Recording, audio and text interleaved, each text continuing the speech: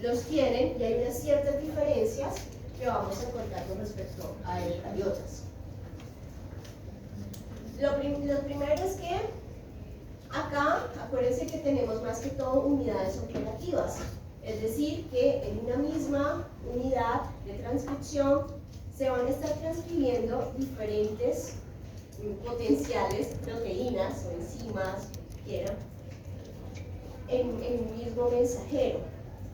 Y de esa forma, entonces, igual que en eucariotas, nosotros vamos a encontrar unos elementos estructurales, unos elementos regulatorios, y sobre todo esos elementos cis y trans que veíamos anteriormente. Entonces, en los elementos cis, igual, en todo operador, pues están las secuencias, ¿sí? La secuencia del promotor, la secuencia del operador, la secuencia de los genes y de las futuras proteínas o enzimas, por ejemplo, tomando como ejemplo el operón de lactosa, y las proteínas que se unen y entran a regular en esos sitios, que ya son esos elementos trans que veíamos, como los mismos factores de transcripción.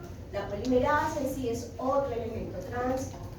La proteína represora es una proteína que viene de otra unidad operativa que se está produciendo en otro lado, pero que entra a reconocer esa secuencia cis. Y esos son puntos importantes que van a estar ahí presentes, sobre todo los cis son los que están presentes, son los estructurales, son los fundamentales, pero algunos de ellos son elementos fluctuantes, como es la misma molécula represora. La proteína represora está o no está dependiendo de unas condiciones, o sea, reconoce o no reconoce.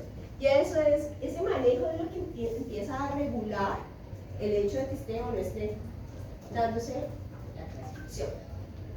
Aquí vamos a encontrar entonces principalmente como grandes mecanismos reguladores de la expresión en procariotas dos sistemas inducibles y represibles, principalmente. Entonces nos vamos a enfocar en dos de ellos como ejemplo para ver cómo funcionan, pero igual esos sistemas existen muchos, y en esos sistemas inducibles, entonces el sustrato es el inductor.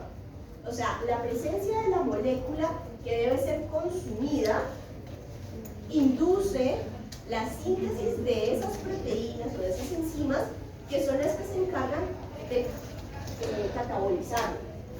Ese es el ejemplo de los operones de lactosa, araminosa, maltosa. Entonces el sustrato realmente es el inductor, y es el inductor para que se generen las proteínas que lo consumen, ¿ya? Entonces en ese esquema, ese tipo de inductores de sistemas inductores, están en correspondencia con procesos catabólicos. O sea, llega el metabolito y el metabolito es el que da la señal para que las enzimas que lo consumen, la red metabólica que lo consume y se deriva de él, pues sea activada. Por el contrario, los sistemas represores o de represión, como operón de triptófano y operón de histidina, ya entran a controlar la disponibilidad. Es decir, esas moléculas o esas proteínas se encargan de aumentar la producción de cierto metabolito, ya sea triptófano, histidina, X, que manejan así. Entonces, ¿qué hace?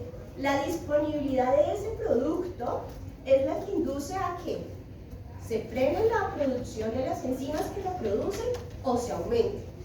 Presencia, ausencia, bajas concentraciones del producto final. Entonces, el producto final, mientras esté en altas concentraciones y esté presente, está haciendo una correpresión. O sea que el represor que vemos, que reconoce el operador, esa proteína, está inactiva si no hay altas concentraciones de ese producto final. El producto final es un inductor para que el represor pueda reconocer el operador. Eso es lo que vamos a ver. Entonces, si hay bajas concentraciones, se necesita. Entonces, ok, las enzimas se están produciendo para que se sintetice el metabolito. Pero si hay muchas concentraciones de ese metabolito, él entra a reprimir su sistema de producción. Y de esa manera es un control básicamente sobre procesos anabólicos. Entonces, este es romper el sustrato, ¿ok? Y este es generarlo, ¿ya? Y controlar la generación de ese sustrato. ¿Hasta ahí claro o alguna duda? Entonces vamos a enfocarnos en esos dos sistemas. Entonces vamos a tomar como ejemplo en el inductor el operón de lactosa y al operón de triptófano en los sistemas represivos. Entonces miren el famoso operón de lactosa. Entonces tenemos toda esta región promotora. Acuérdense que el O siempre va antes del operador, que es la región operadora en estos sistemas, y que es una secuencia que va a reconocer una proteína que termina generando una represión. Puede que la polimerasa esté unida, el factor de transcripción estén allí, o sea, haya reconocimiento, pero el operador está impidiendo que la polimerasa pueda arrancar y genere un transcrito eficientemente. Entonces, de esa forma, siempre va a estar reconociendo esa proteína, esa región operadora. Pero en este caso, la lactosa presente en el medio, cuando aumentan las concentraciones, entra a unirse a esa proteína represora y, como vemos acá, lleva a que el operador pierda afinidad por la secuencia de la proteína represora pierda afinidad por el operador. Y de esa forma, esa proteína represora sale. Y eso le da vía libre a la polimerasa, o sea, remueve el bloqueo. Y ahí es donde empezamos a ver la producción de las diferentes proteínas que derivan de esta unidad operadora. La primera de ellas es la beta-galactosidasa, la permeasa y la transacetilasa, necesarias que van a ser las consumidoras de ese sustrato, de la lactosa. Entonces ahí la lactosa se une a la proteína represora. Sí. ¿Sí? Y la proteína pierde afinidad por el sitio de unión del operador. O sea, si la proteína normalmente tiene un sitio de reconocimiento, esa secuencia del operador, por eso se une ahí. Y se va a unir siempre que no haya lactosa en el medio. Cuando aumentan las concentraciones de lactosa, hay lactosa en el medio, entonces, pues nada, entra a unirse, tiene un sitio de reconocimiento, une y la desestabiliza, genera cambio conformacional que ya hace que la proteína no reconozca y no se una firmemente a esa secuencia del operador y por eso la saca. Y de esa manera es quitarle el bloqueo. Esto es lo que normalmente va a estar siempre, o sea, siempre que no haya lactosa en el medio, que haya glucosa en el medio, siempre se va a favorecer el consumo de glucosa, porque energéticamente, pues hay que hacer menos inversión con enzimas, y acuérdense que toda proteína genera un gasto energético que viene de transcripción y traducción. Entonces la bacteria, siempre que haya glucosa, dice consumo glucosa. Si haya lactosa en el medio, no importa, consumo glucosa porque es que es menor gasto energético, al final es mucho mejor para mí consumir la glucosa. Pero cuando ya no hay glucosa, pues entonces ahí le toca entrar a, bueno, hay que ponerse a usar los otros, y entonces es eliminar esos sistemas que están totalmente reprimidos, porque mientras haya presencia de glucosa, pues yo no necesito consumir otro metabolito. Y porque además eso me genera un gasto energético, generar todas esas enzimas para poder degradar y obtener energía a partir de ese metabolito. Entonces no tiene mucho sentido. Es mejor que esos operones estén inactivos con sus proteínas represoras, que solamente cuando las condiciones sean favorables, o sea, haya presencia de esos metabolitos, bueno, usemos esa energía, probemos con esa energía, pero pues sin mucho gasto. La glucosa está por encima de...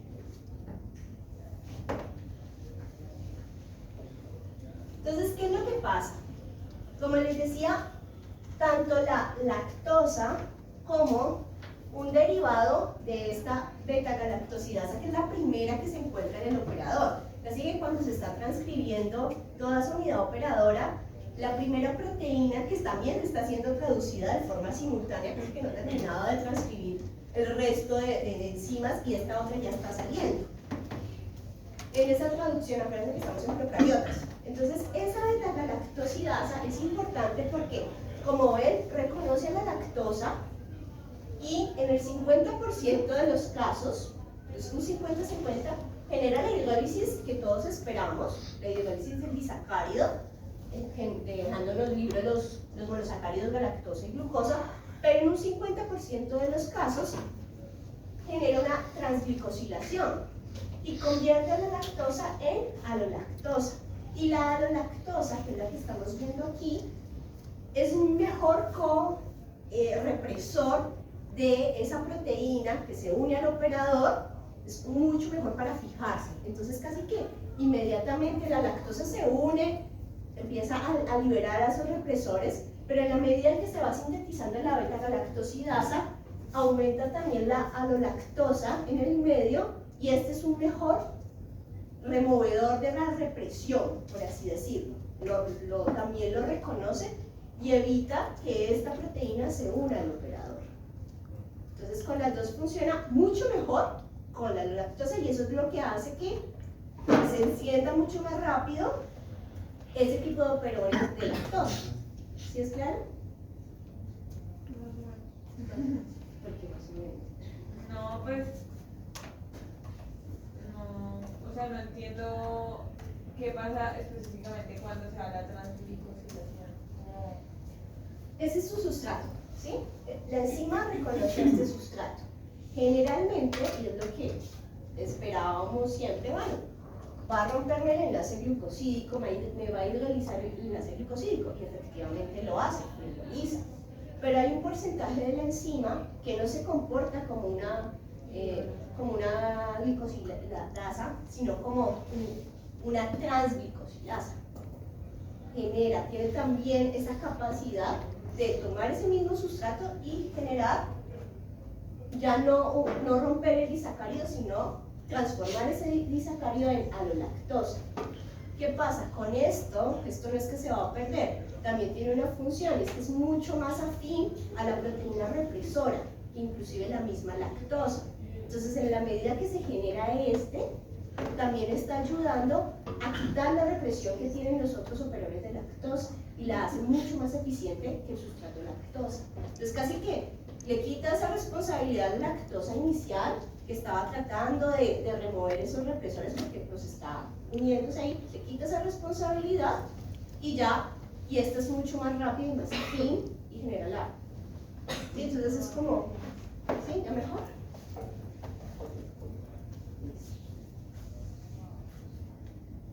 Ahora entonces pensemos en escenarios. ¿Sí? No hay lactosa en el medio de cultivo. ¿Estaría activo o inactivo? Inactivo. Si no hay lactosa, Inactivo. inactivo, ¿cierto? ¿De acuerdo todos? ¿Quién dice lo contrario? ¿Sí? Entonces la primera, no hay lactosa en el medio, entonces el operón de lactosa va a estar inactivo, ¿cierto? Hay alolactosa en el medio de cultivo, va a estar Activo. Va a estar activo. Ajá. Hay lactosa en el medio de cultivo, también está activo. Hay lactosa y no hay glucosa en el medio de cultivo. Activo. Ajá. No hay ni lactosa ni glucosa.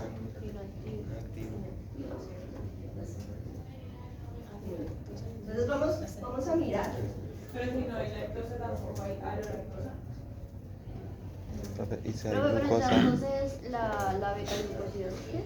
La beta-galactosidasa. Es el resultado de la transcripción En ese operador. Entonces, es la primerita que sale en la transcripción, traducción de esta unidad operadora. O sea, sería como un ciclo en el que se transcribe, se forma la beta-galactosidasa y esa se divide en... Es que mirarlo desde este punto, acuérdate que como acá no tenemos división núcleo-citoplasma, entonces casi que aquí te está saliendo esta se está primera transcribiendo. Estamos todavía en el mRNA, ¿no? Esto, aquí todavía está la primerasa, pero ya salió la primera, la beta-galactosidasa. Esto ya, aquí, el ribosoma se está uniendo. ¿Ya? No ha terminado, o sea, aquí está la pol. ¿Sí? Y este ya está sacando la cadena polipeptídica. Entonces no ha terminado esta, y ya acá tenemos, y ya la tenemos. ¿Sí? Entonces, y esta, entonces, actúa con el sustrato lactosa. Y ahí es donde tenemos las dos opciones. Entonces genera galactosa más glucosa, las hidrolizó, o me genera la alolactosa. Ahora sí. Listo, entonces miremos los escenarios de acuerdo a los estímulos. Entonces, el operador siempre va a estar reprimido mientras no haya lactosa en el medio, ni lactosa y mucho menos alolactosa. ¿De dónde va a derivar? Entonces aquí va a estar la proteína unida al operador y por más polimerasa que haya, pues no va a pasar absolutamente nada a menos que se quite esa lactosa. Algo importante es cuando tenemos, por ejemplo, sí, hay lactosa, no hay glucosa. Entonces, si en la célula, bueno, la bacteria no tiene glucosa y lo único que tiene es lactosa, entonces está dependiendo de la lactosa, ¿no? Energéticamente comienza a depender. ¿Y eso qué le obliga? Pues, que al haber, acuérdense, si hay bajos niveles de glucosa en el medio, el famoso AMP cíclico, que es como la señal de alarma, energía, necesitamos energía, no glucosa, y esa responde precisamente por los bajos niveles de glucosa en el medio. Esto se dispara. Entonces, ¿qué le está diciendo? Ah, bueno, no solamente necesito que estés catabolizando la lactosa, que la catabolices más rápido, porque estamos dependiendo, la energía empieza a depender de la lactosa que hay en el medio, no hay más opción, no hay chance de nada más. Y ahí es donde este tipo de regulación, o sea, este tipo de señal, comienza a generarnos otra proteína, que ya no va a ser una proteína represora, va a ser una proteína que va a actuar parecido a un intensificador. Entonces, si se fijan, tengo la región operadora, el promotor donde se une la polimerasa, y corriente arriba tengo un sitio de unión a proteínas catabólicas, activador de catabolito, que también llaman. Esa proteína puede unirse a este sitio y es la que reconoce, pero requiere de una proteína que va a estar activada por la presencia de AMP cíclico, que es lo que estamos viendo acá. Entonces, cuando se forma ese complejo, este se puede unir, sí, se une, pero para que entre a generar la estabilidad y a operar como si fuera un intensificador, necesita de su complejo, formar ese complejo, que si ven es lo que va a interactuar con las partes del promotor y a su vez con la polimerasa. Entonces, ¿qué está haciendo allí? La unión de eso está haciendo que la polimerasa sea mucho más eficiente porque le da estabilidad. Al ser más eficiente, entonces está aumentando la reacción, haciéndola mucho más eficiente. O sea, acordemos que eso es una enzima, entonces eso es como esos activadores, inhibidores alostéricos, parecido, pero pues mucho más elegante, digámoslo así, de esta forma. Entonces, cuando no hay glucosa y solamente hay lactosa en el medio, no va a estar con una transcripción basal. Necesitamos algo que apoye aún más. ¿Por qué? Porque la bacteria está dependiendo energéticamente del consumo de esa lactosa. No hay glucosa, no hay opciones. Toca ayudar más.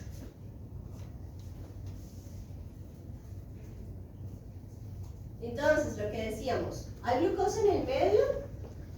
O sea, y no hay lactosa, pues nada, esto va a estar súper represado. Por más polimerasa que se una, por más, no va a pasar nada. Cuando hay ambas sí, pero entonces, de preferencia, o sea, no vamos a tener la cascada del AMP cíclico activa, va a haber algo de transcripción, porque bueno, se utiliza la lactosa, pero es una transcripción netamente basal.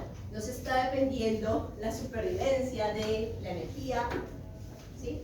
Solamente de la lactosa. Pero cuando no hay glucosa y solo hay lactosa, pues ahí sí toca que se active eso mucho, y ahí es donde encontramos pues el activador que les decía, lo que nos va a dar más estabilidad y va a potenciar la transcripción de ese operador.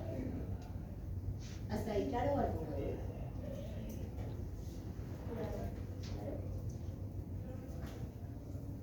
Y si no hay ninguna,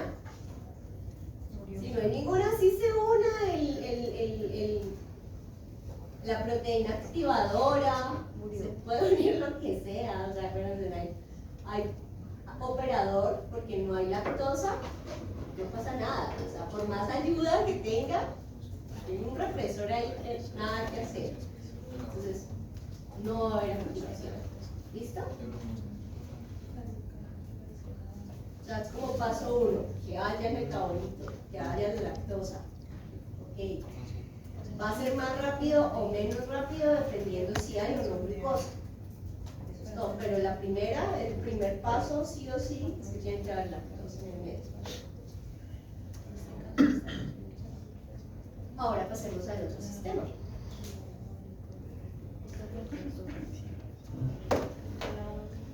¿Cuál es la duda? No, ya me lo resolvieron. Chingame.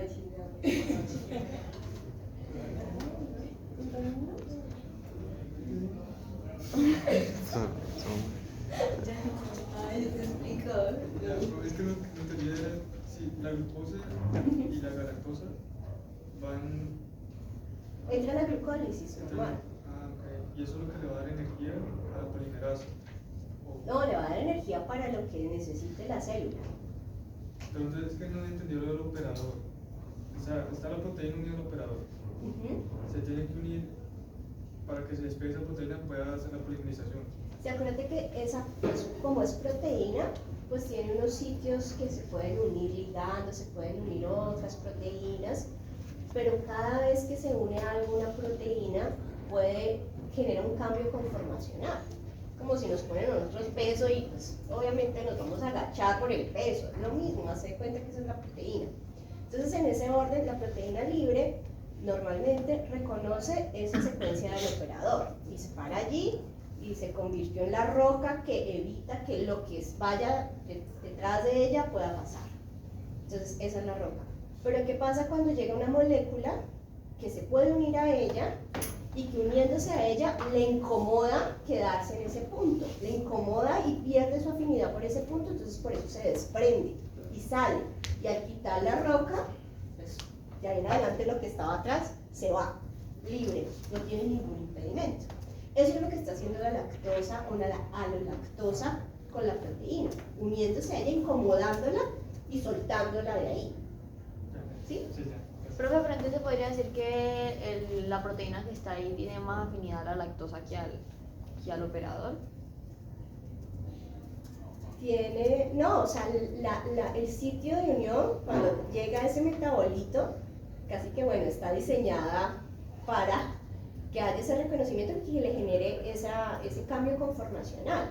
Como lo O sea, hacen que no es los que inhibidores elige, activadores. o sea, que no es que elija cuál se va a quedar, sino que es que Es la sensible mueve. a eso, es sensible, o sea, tiene un punto de reconocimiento de esa alolactosa o lactosa a él y le genera incomodidad, o sea, le cambia la configuración, entonces ya estaba así y lo que hace es soltarle la manito, ese es el cambio, entonces pues, se soltó, entonces listo. Este funciona al contrario, entonces miremos estructuralmente cómo está configurado el operón de triptófano. Entonces, igual que el anterior, tenemos una región operadora, tenemos el promotor, y en este caso tenemos 5 genes. 5 genes que van a tener la tarea principalmente de entrar en la biosíntesis de triptófano, ¿sí? Del aminoácido, muy importante. Este que vemos aquí, el L, es importante porque miren que ahí nos está dando una pauta.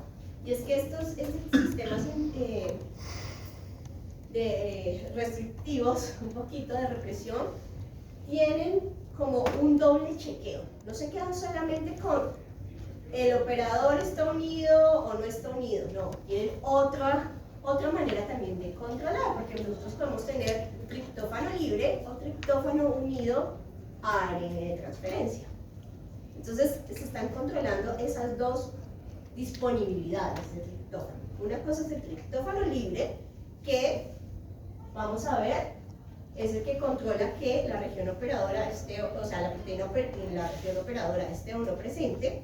Y la otra es, bueno, no está presente, pero resulta que hay un montón de triptófano unido a ARN de transferencia. Entonces también hay que parar un momento.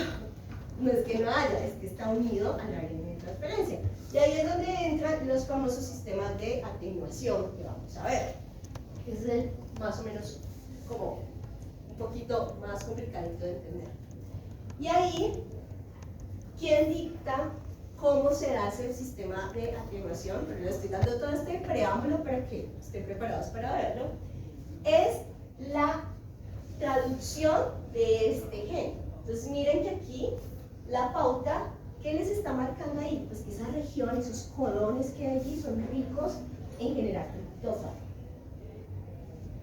Dependiendo de con la rapidez que se introduzca ese triptófano, asimismo la cadena resultante va a adoptar una configuración que va a incomodar a la polimerasa o le va a permitir a la polimerasa continuar con la transcripción. Entonces está en la velocidad con la que se incorpora en la traducción de esa zona el triptófano. Entonces por eso no es que esté, por eso es que es el punto crítico para regular, como el segundo regulador. Entonces, miremos la primera tipo de regulación que se hace. En este caso, a diferencia del otro, normalmente tenemos que la proteína represora, sin estar unida a triptófano, ella se encuentra inactiva, es decir, no puede reconocer la secuencia del operador. Entonces, si no está unido a triptófano es porque los niveles de triptófano en el medio son bajos. Por eso el triptófano no se une a él, porque solamente cuando el triptófano se une a la proteína, él puede reconocer la región operadora. Entonces ahí cambia el esquema. Mientras la lolactosa lo quitaba, acá el triptófano tiene que unirse para generar la represión. El mismo triptófano es un correpresor. Tienen que generar, porque tienen que generar triptófano para que Acuérdense, el fin de esto es generar triptófano. Entonces el triptófano, que es el producto final, entra a regular su producción. ¿Cómo lo regula inicialmente? Con los niveles basales de triptófano en el medio. Entonces, si hay mucho triptófano en el medio, esta proteína represora se va a unir a él y por lo tanto va a poder reconocer su región operadora y silencia. O sea, evita que todas estas enzimas se produzcan. Si el triptófano libre no está en altas concentraciones, está en bajas concentraciones, pues vamos a tener este evento. Es decir, el represor está inactivo, no hay triptófano que se une, no le cambia la configuración y no lo va a poder por sí mismo reconocer su región operadora. Entonces, miren, no hay problema. Esa unidad se está transcribiendo. Que es lo que les muestro acá. Entonces, sin triptófano en el medio, no hay represión. El triptófano uniéndose, hay altas concentraciones, se une a la proteína represora, cambia su configuración y de esta manera reconoce la región operadora y evita que se produzcan las proteínas. ¿Sí? Entonces, en este caso, pues el triptófano está mucho como un correpresor obligatorio. ¿Hasta ahí bien? ¿Entendido? Vamos a poner. Entonces, hasta ese punto, teniendo el operón y las regiones operadoras, entonces estamos viendo cómo en un sistema es inducible la presencia de lactosa, el sustrato, y acá el sustrato o el producto realmente termina siendo un represor, un correpresor. Inductor por un lado, correpresor en el otro. Y, como les decía, esto es muy de vías catabólicas y este otro es muy de control de las vías anabólicas. Ahora, ¿qué pasa con el proceso de atenuación? Era lo que les decía. Listo. Resulta que el libre en el medio no es suficiente triptófano. Entonces, el represor pues no se va a unir al operador y se comienza a dar la transcripción de toda esa unidad. Pero resulta que dependiendo de estas famosas configuraciones que estamos viendo acá, y esta es la cadena, este es el mensajero resultante. O sea, el mensajero tiene unas regiones, unas zonas en las que se pueden generar autocomplementariedad. Y pues larga la cadena, entonces tiene momentos en los cuales para darle más estabilidad se forma. ¿Listo? ¿Por qué es importante? Porque como les decía, puede que el triptófano no esté libre, pero haya mucho de esta forma. Y esto, esa velocidad con la que se incorpora el triptófano que está unido a ARN de transferencia, es lo que va a llevar a que se adopte una configuración de pausa, de antiterminación o de terminación. Esas como formas que toman la cadena molde en la que está la El polimeración. ARN resultante. Que Ah, se el está ARN. transcribiendo, sí, la cadena que está saliendo. Ya te lo muestro. Aquí se nota mejor. Entonces, como les decía, hay una región, si ven, que tiene varios triptófanos, o sea, no es tan, es muy adrede, por así decirlo, es rica en triptófano. Dependiendo la velocidad con la que se traduzca esto, miren que se generan unos tallos en diferentes zonas, porque tienen esa autocomplementariedad, se pueden generar en diferentes zonas, y dependiendo de eso va a incomodar a la polimerasa. Entonces, en unos casos va a ser, si el tallo se genera acá, la polimerasa está por acá, miren que no se está dando un impedimento. O sea, este tallo no la está molestando y ella puede seguir transcribiendo. Pero acá se generó esto, ¿por qué? Porque va muy rápido, o sea, A es suficiente. Entonces, este tipo de configuración acerca más al ribosoma, a la polimerasa, y esta configuración le está dando inestabilidad.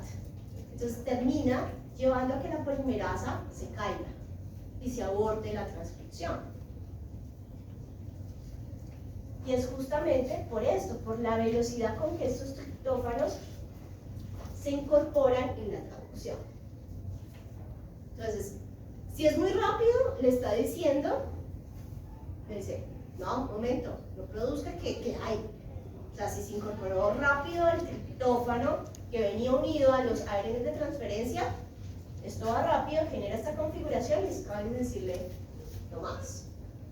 Stop. Y por eso le incomoda y la saca.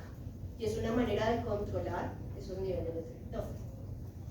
Si por el contrario definitivamente no había en el medio suelto y acá esta se quedó pausada, porque se queda pausada hasta que no llega, pues no puede continuar, o sea, hasta que no hay un codón, un anticodón específico que traiga el aminoácido, no va a poder. Entonces, no puede seguir, entonces se queda ahí esperando triptófano, bueno, sí, esperemos triptófano, entonces lleva a que se dé este plegamiento. Y eso le está indicando, no tiene ningún impedimento, continúa. ¿Sí? ¿Es más claro? Sí, pero... ¿Dudas, preguntas?